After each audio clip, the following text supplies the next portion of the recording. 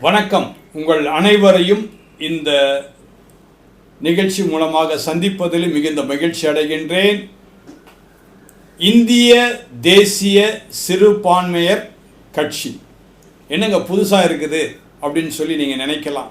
சிறுபான்மையர்களுக்காக எத்தனையோ காரியத்தை எத்தனையோ கட்சிகள் செய்கின்றன. நீங்கள் புதிதாக இதை செய்ய வருவதற்கு என்ன காரணம்? நான் arch bishop Gunasekaran Samuel, Anglican communion of churches of இந்தியாவுடைய ஆர்ச் பிஷப்பாக இருக்கின்றேன். ஆனால் சிறுபான்மையர் என்று சொல்லும் பொழுது அதிலே கிறிஸ்தவர்கள், இஸ்லாமியர்கள், சீக்கியர்கள், அனைவரும் ஜெயின் மதத்தினர் அனைவரும் இதிலே கலந்திருக்கின்றார்கள். ஆகவே இந்திய தேசமானது ஒரு அருமையான ஒரு தேசம். இந்த தேசத்தில் அனைவரையும் இணைத்து நாம் வாழ வேண்டும்.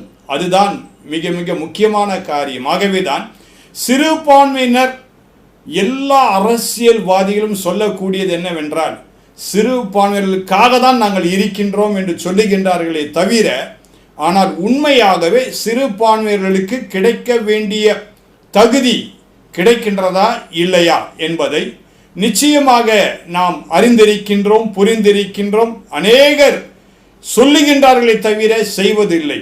ஆனால் இந்த இந்திய தேசிய சிறுபான்மையர் கட்சியானது சிறுபான்மையர்களுக்காகவே நாங்கள் உழைக்க வேண்டும், நாங்கள் ஏதாவது ஒரு காரியத்தை செய்ய வேண்டும்.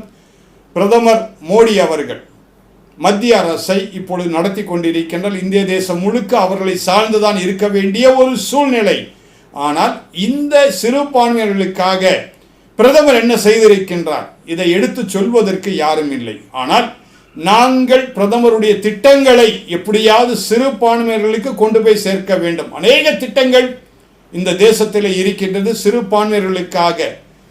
எந்த அரசியல்வாதியோ எந்த அரசியல் கட்சியோ செய்யாததை இந்திய தேசிய சிறுபான்மையர் கட்சியானது செய்ய போகின்றது. எப்படியாவது திட்டங்களை, சிறுபான்மையர் திட்டங்களை நாங்கள் கொண்டு போய் சேர்க்க வேண்டும். இதுதான் எங்களுடைய நோக்கம். இதில் விசேஷமாக சமத்துவம், சமநீதி, சமாதானம், இதுதான் எங்களுடைய சிந்தனை, இதுதான் எங்களுடைய பாதை. இதன் மூலமாக சிறுபான்மையர்களுக்கு நன்மையான காரியத்தை செய்ய வேண்டும். இதுதான் எங்களுடைய சிந்தனை. வாருங்கள், எங்களோடு கூட இணைந்து உங்களுக்காக எதையும் சிறுபான்மையர்களுக்காக செய்ய நாங்கள் ஆயத்தமாயிருக்கின்றோம். நீங்கள் எப்பொழுதும் எங்களை அணுகலாம். உங்களுக்காக சேவை செய்ய எப்பொழுதும் நாங்கள் இருக்கின்றோம். இதுதான் அநேக அரசியல்வாதிகள் செய்யக்கூடிய ஒரு காரியம். மத்திய அரசுன்னு ஒன்று இருக்குங்க. அது மோடியாக இருந்தால் யாராக இருந்தால் என்னங்க, நமக்கு என்னங்க வந்தது? யார் ஆட்சி செய்தால் நமக்கு என்னங்க வந்தது? சிறுபான்மையர்களுக்கு பல திட்டங்கள் இருக்குதுங்க. அந்த திட்டங்களை யாராவது மோடி சரியில்லை அல்லது பிஜேபி அரசாங்கம் சரியில்லைன்னு சொன்னவர்கள் சிறுபான்மைகளுக்கு அந்த திட்டங்களை கொண்டு வந்து சேர்த்தார்களா? அதான் என்னுடைய கேள்வி. சரியா? யாராவது ஆட்சி செய்துட்டு போட்டோம், அது நமக்கு பிரச்சனை இல்லை. என்னுடைய ஒரே நோக்கம் சிறுபான்மையர்களுக்கு வர வேண்டிய திட்டங்கள் வந்து சேர்ந்ததா இல்லையா, அந்த திட்டங்களை கொண்டு வந்து சேர்ப்பதற்காக யார் ஆட்சி செய்தாலும் எங்களுக்கு அது பிரச்சனை இல்லை. சிறுபான்மையர்கள் நேசிக்கின்றார்களா, நேசிக்காவிட்டாலும் எங்களுக்கு பிரச்சனை இல்லை. திட்டங்களை வைத்திருக்கின்றார்கள், அதை எடுத்து செயல்படுத்துவதற்கு நாங்கள் ஆயத்தமாக இருக்கின்றோம். சரியான கேள்வி கேட்டீங்க. எல்லாம் சிறுபான்மையர்களுக்காக தான் நாங்கள் இருக்கிறோம்னு சொல்கிறாங்களே தவிர, சிறுபான்மையில் எப்போ அவங்க பார்க்குறாங்கன்னா தேர்தல் வரும் காலத்தில் மட்டும்தான் சிறுபான்மைன்னு சொல்லுகின்றார்களே தவிர, நாங்கள் அதை சாதித்து விடுவோம், இதை செய்து விடுவோம் என்று சொல்லுகின்றார்கள். ஒன்றும் செய்யப்படுவதில்லை. ஆனால் எல்லா காலத்திலும் சிறுபான்மைகளுக்காக நாங்கள் எல்லாவற்றையும் செய்ய ஆயத்தமாய் நாங்கள் இருக்கின்றோம். நாங்கள் தொடங்கிவிட்டோம். தொடங்கினால்தான் உங்கள்கிட்ட நாங்கள் பேசுகிறோம். தொடங்கியாச்சு. அதாவது பாதை ரெடி ஆகிட்டே இருக்குது. பாதையிலே நாங்கள் கடக்க ஆரம்பித்து விட்டோம். காலெடுத்து வைக்க முற்பட்டு விட்டோம். காலெடுத்து வைத்து விட்டோம்.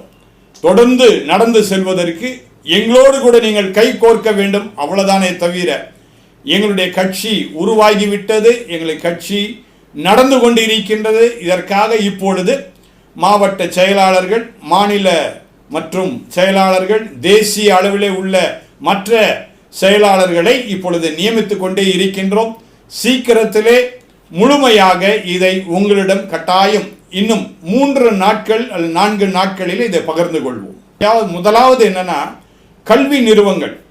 இந்த கல்வி நிறுவனங்கள் சிறுபான்மையில் நடத்தக்கூடிய கல்வி நிறுவனங்கள் இருக்கின்றது. கிறிஸ்தவ கல்லூரிகள், இஸ்லாமிய கல்லூரிகள், சீக்கிய கல்லூரிகள், ஜெயினிசம் நடத்தக்கூடிய கல்லூரிகள். இந்த கல்லூரிகளுக்கு மத்திய அரசாங்கம் என்பது அவர்களுடைய அபிவிருத்திக்காக இன்னும் சிறப்பாக நடத்துவதற்காக 50 லட்சம் கடன் உதவியை தருகின்றார்கள், மானியத்தோடு கூட. இதை எந்த கட்சியும் சொன்னதே கிடையாது. இதை நான் சொல்றேன். மட்டுமல்ல, சிறுபான்மையினர்களுக்காக ஸ்காலர்ஷிப் கொடுக்கிறாங்க. இப்போ SC ST இவர்களுக்கு மட்டும்தான் ஸ்காலர்ஷிப் கொடுத்து கொண்டு இருக்கின்றார்கள் சொல்லி அநேகர் நினைக்கின்றார்கள்.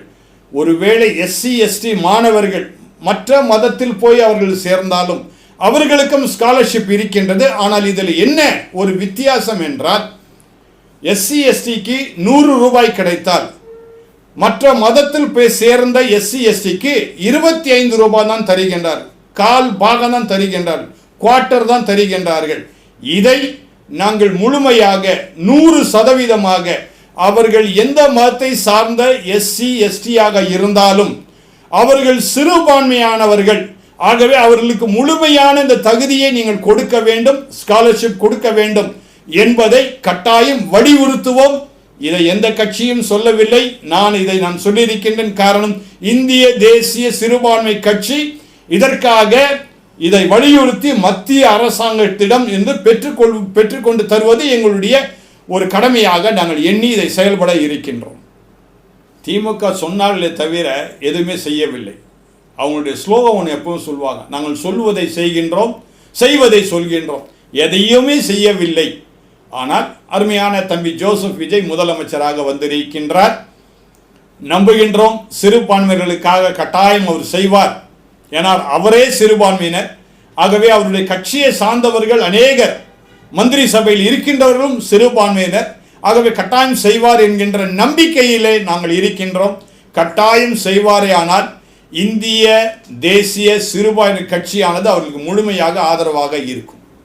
அநேகருக்கு இருக்கக்கூடிய ஒரு சந்தேகம் தான் உங்களுக்கு இருக்குது. அதனால் நான் இந்த கேட்டதுனால தவறான அவங்கள நினைக்கல. பி டீமும் கிடையாது, சி டீமும் கிடையாது, ஏ டீமும் கிடையாது. எனக்கு ஒரு டீமும் எனக்கு தெரியாது. இது வரைக்கும் பாரதிய ஜனதா கட்சிக்கு நான் ஆதரவு கொடுத்தேன், உண்மைதான், நான் இல்லை என்று சொல்லவில்லை. ஆனால் சிறுபான்மையினர்களுக்கு எப்படியாவது இந்த தேசத்தில் நன்மை கிடைக்க வேண்டும் என்பதற்காக தான் இந்த புதிய கட்சியை தொடங்கும்படியாக எனக்குள்ளே ஒரு பெரிய ஒரு பாரம் ஏற்பட்டது. சிறுபான்மையினர்களுக்கு ஏதாவது ஒன்று செய்ய வேண்டும் என்று விரும்பினேன். அடுத்து, தாமரை சின்னம் என்பது நம்முடைய தேசிய சின்னம். அதை யார் வேண்டாலும் அதை பயன்படுத்தலாம். தாமரை என்றைக்கும் சேற்றில்தான் செந்தாமரை என்கின்றார்கள். ஆகவே இந்த தேசம் சேற்றில் கிடந்தாலும் செந்தாமரையாக மலரும்படியாக அந்த மலரை எங்களுடைய கட்சியில் நாங்கள் வைத்திருப்பது எங்களுக்கு பெருமையாக இருக்கின்றது. மிக்க நன்றி.